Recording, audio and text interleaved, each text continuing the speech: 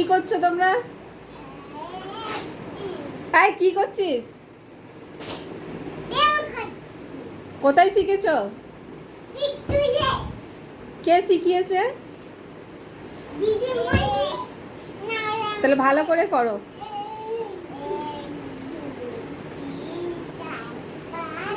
আর কি শিখেছো? আর কি শিখেছো? এসো না, আর কি শিখেছো সেগুলো বলো। হ্যাঁ, জনগণ বলো।